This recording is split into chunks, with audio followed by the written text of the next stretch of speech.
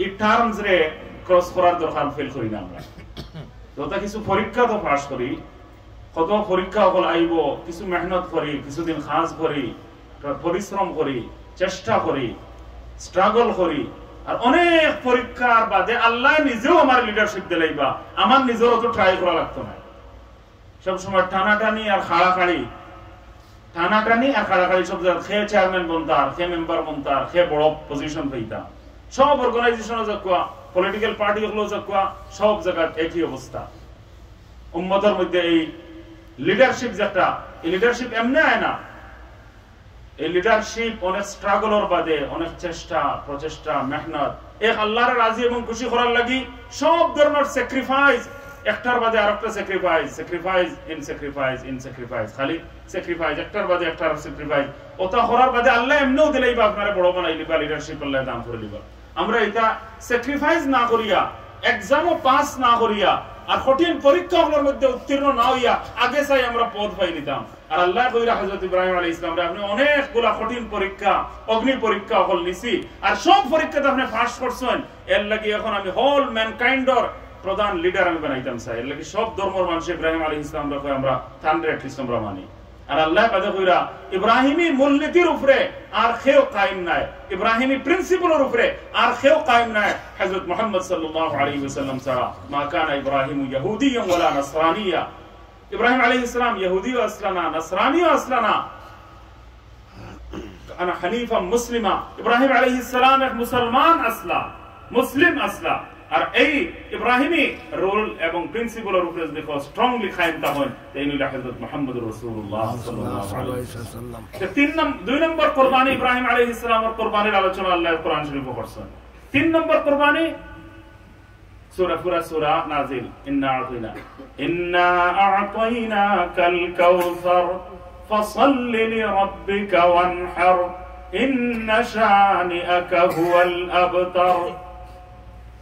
فصلي لربك وانحر عبد الله بن عباس رضي الله عنه এই উম্মতের সবচেয়ে শ্রেষ্ঠ মুফাসসির রাইসুল মুফাসসিরিন তাই কইরা ফসল্লি মানে লোকে ঈদের নামাজ পড়তো লিরাব্বিকা আল্লাহর খুশ করবার লাগি ওয়ানহার আর কুরবানি করবা তো ফসল্লি দ্বারা উদ্দেশ্য হলো কি হে নবী মুহাম্মদ সাল্লাল্লাহু আলাইহি ওয়াসাল্লাম আপনারা আমরা কাউসার দান করছি কাউসারের অনেক লম্বা ব্যাখ্যা আর আপনি এর শুকরিয়া স্বরূপ শুকরিয়া হিসাবে যত নিয়ামত দুনিয়া আখিরাতে দান করা হইছে সব নিয়ামতের দুনিয়া আখিরাতের নিয়ামতের শুকরিয়া স্বরূপ ঈদের নামাজ পড়ো আর কুরবানি করো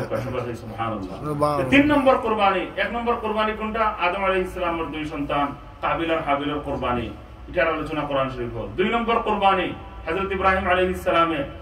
ইসমাঈল আলাইহিস সালামকে কুরবান করছিলা এটার আলোচনা 3 নম্বর কুরবানি হযরত মুহাম্মদ সাল্লাল্লাহু আলাইহি ওয়াসাল্লাম রে আল্লাহ ডাইরেক্ট কুরবানি করার হুকুম দিছেন 4 নম্বর কুরবানির আলোচনা হজের মধ্যে যে কুরবানি দেওয়া এটার কথা আলোচনা কোরআন শরীফের মধ্যে ফামাস্তাইসারা মিনাল হাদি এরপরে আলোচনা করছেন যে হজ্জে তামাত্তু হজ্জে কিরান করলে এর শুকরিয়া স্বরূপ কুরবানি করা লাগে এই আলোচনা কোরআন শরীফের মধ্যে 4 নম্বর কুরবানির আলোচনা আছে আর 5 নম্বর কুরবানির আলোচনা আল্লাহ কোরআন শরীফে কইছেন ولكل أمة جعلنا منسكا ليذكروا اسم الله প্রত্যেক উম্মতের জন্য আল্লাহ রাব্বুল আলামিন কুরবানি ধার্য করে রাখছিলা প্রত্যেক উম্মতের লাগি লিয়াযকুরু ইসমাল্লাহ যাতে এই জন্তুগুলো জবাই করার সময় যেন আমরা আল্লাহর নাম লই আল্লাহর নাম লইয়া আল্লাহর জিকির করিয়া বিসমিল্লাহ আল্লাহু আকবার পড়ি যাতে জন্তুগুলা জবাই করা হয় তো সব যুগে বুত পূজারী যারা মূর্তি পূজারী যারা আইডল ওয়ার্শিপার যারা তারা বুতর নামে আইডলের নামে মূর্তির নামে তারা জীবজন্তু জবাই করত তো যত জাগাত কুরবানির আলোচনা ইনো করে ফাসাল্লি লিরাব্বিকা তারা ঘরের আইডলের নামে বুতর নামে মিথ্যা খোদাগুলোর নামে আপনি কুরবানি করুক আল্লাহর নামে লিরাব্বিকা আর যেন আছে যেন হজর কথা আইসুন যাতে লিয়াশহাদু মানাফিআ লাহুম এরপর আল্লাহ তাআলা আলোচনা করলেন যে এই কুরবানির জন্তুগুলোর উপরে যাতে আল্লাহর নাম লওয়া হয় তো গায়রুল্লাহর নামে আল্লাহ ছাড়া অন্য কিছুর নামে নজরানা দেওয়া মাজারও গরু জবাই করিয়া দেওয়া বকরি ছাগল জবাই করিয়া দেওয়া এগুলা সব হারাম গায়রুল্লাহ আল্লাহ ছাড়া যতটা এগুলা রাখুন গায়রুল্লাহ এগুলার নামে কোনো জিনিস জবাই করা এগুলা জায়েজ নাই হারাম তো তারা মূর্তি পূজারী মুশরিকিন হলে তারা বুতর নামে কুরবানি করতে, আল্লাহ কইন না আমার গায়রত দরিলার আমি বানাইছি ওয়াল আনআমা খালাকনাহা লাকুম দিফউ ওয়া মানাফিউ লিন-নাস ওয়া মিনহা তাকুলুন। অনেক হয় অত জন্তু জবাই হইজার গিয়া আল্লাহ ক্ষতি হইজার গিয়া ইকোনমি নষ্ট হইজার গিয়া ইয়া আরজাত ফিতনা, কত বড় বড় ফিতনা হলাইয়া পাইছে। আল্লাহ ওডিয়া কইরা ওয়াল আনআমা খালাকনা লাহুম দিফউ, আমি এই সব চতুষ্পদ জন্তু হালাল জীবজন্তু যেগুলা বানাইছি, দিফউন মানে হলো কি ওই যে আপনি চামড়ার মোজা বানায়েন, আপনি লেদার আর যত হাজার হাজার জিনিস হল এগুলা বানানি হয়, সব ফায়দা, জ্যাকেট বানায়েন, কোট বানায়েন, সোফা বানায়েন, আরো লাখ লাখ জিনিস হল এখন আমরা মনিজার গিয়া লাকুম দিফউন ওয়া মানাফিউ লিন-নাস, আর এরপরে আরো অনেক ফায়দা হল হয়, আর ওয়া মিনহা তাকুলুন, আর গোশত খাওয়া হইল কি মানুষের আরো একটা নিড।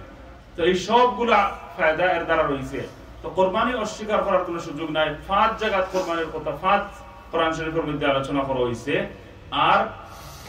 জীবজন্তুর ফায়দার মধ্যে উল্লেখ করা হয়েছে গোশত খাওয়া, এটা মানুষ জাতির নিড। আর এখন ডাক্তার গুলো কইরা কিছু বছর 2-4 বার না খাইলে এটা শরীরের এনার্জি হয় না। তো আল্লাহ তাআলা আমরা এই কোরবানির বুঝবার আমল করার তৌফিক যেন দান করেন। আর এই উম্মতের ফয়সালা হইল গিয়া যে ইন্ডিভিজুয়ালি প্রত্যেকের উপরে কোরবানি ওয়াজিব হয়। হোল ফ্যামিলিতে কি মাত্র একটা ছাগল দিলেই এইটা হয় না। আল বাকারাতু আন সাবআতিন ওয়াল জাযুরু আন সাবআতিন, গরুও একটা গাভী দিয়ে একটা কাউ দিয়ে আপনি 7 জনের ওয়াজিব কুরবানি আদায় করতে পারবা। হাদিসও একটা উট দিয়ে মাত্র 7 জনের কুরবানি আদায় করতে পারবা। এখন 9 জনের ফ্যামিলি হইলে কেউ যদি কয় ছাগল একটা দিলেই হইছে গিয়া, তো এটা তো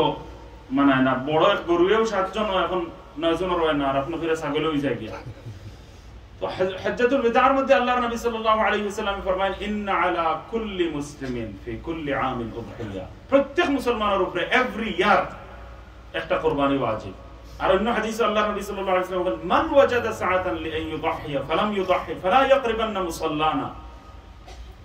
যে মানুষের এই সামর্থ্য থাকবে কুরবানি করার, অর্থাৎ কুরবানির নিসাবের মালিকানা, সে যেন কুরবানি যদি না করে তাহলে ঈদগাহ যেন না আয়, মুসলমানগুলো গিয়ে ঈদের নামাজ যেন না পড়ে। তো আল্লাহর নবী এত বেশি ওয়াজিব ছাড়ার উপরে এই জিনিসটা। তো আশা করি আপনার কাছে বিষয়গুলো ক্লিয়ার হইছে যে প্রত্যেক যেন সামর্থ্যবান হইবা নিসাবের মালিক হইবা এর উপরে কুরবানি ওয়াজিব। আর আল্লাহ আমরা প্রত্যেকরে এই কুরবানি সঠিকভাবে আদায় করার জন্য তৌফিক দান করুন। ঈমান ইব্রাহিমী সহ একটা জজবা নিয়া, আবেগ নিয়া আমরা যেন এই কুরবানি খুশি খুশি পালন করি, আদায় করি। আল্লাহ তাআলা আমরা আমল করার তৌফিক দান করুক। গরীব হকলরে আমরা সাহায্য করতাম, বন্যার্থ হকলরে আমরা সাহায্য করতাম। জাযাকুমুল্লাহু তাআলা খাইরান। প্রথমে নামাজ হইব, এই নামাজে কোনো ইকামত নাই, আযানও নাই, ইকামতও নাই। আর নামাজের পদ্ধতিতে আপনারা নিয়ম জানা আছে, তবে অনেক নয়া বাচ্চা নকল আইনের একবার কইয়া দিলাই। ঈদের 2 রাকাত নামাজ, ঈদুল ফিতরের 2 রাকাত ওয়াজিব, ঈদুল আযহার 2 রাকাত হইল কি ওয়াজিব নামাজ। এটা নিয়ত করবা, মাইন্ডের মধ্যে নিয়ত কোনো ওয়ার্ডের নাম না, ইন্টেনশনের নাম। মাইন্ডও এখন রাখবা দিস ইমামরে ফলো করিয়া আমি 2 রাকাত ওয়াজিব সালাহ অফ ঈদুল আযহা আমি আদায় করলাম, জাস্ট ওখান মাইন্ডও থাকবো। আর এর মধ্যে এডিশনাল 6 তাকবীর আছে, এক্সট্রা 6 তাকবীর আছে। 3 তাকবীর ইন ফার্স্ট রাকাত এন্ড 3 তাকবীর ইন সেকেন্ড রাকাত। তো ফার্স্ট রাকাতের 3 তাকবীর হইল কি আল্লাহু আকবার হইয়া ইমাম সাহেব নামাজ প্রপারলি স্টার্ট করবা।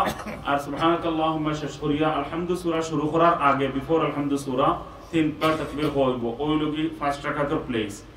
এডিশনাল 3 তাকবীর ইন ফার্স্ট রাকাত। আর সেকেন্ড রাকাতে যে এডিশনাল 3 তাকবীর, এটা হইল গিয়া আলহামদু সূরা পড়ার বাদে আরো সূরা মিলাইয়া রুকুত যাইবার আগে, বিফোর রুকু 3 তাকবীর ইন সেকেন্ড রাকাত। তো দুইটার মধ্যে থোড়া বেশ কম আছে। ফার্স্ট রাকাতের 3 তাকবীর হইল কি পহলে তো শুরু করে দিছেন আপনি আল্লাহু আকবার কইয়া, এখন 3 তাকবীর হইয়া 3 নম্বর তাকবীর 3 নম্বর বার আল্লাহু আকবার কইয়া হাত বান্ধি লিবা।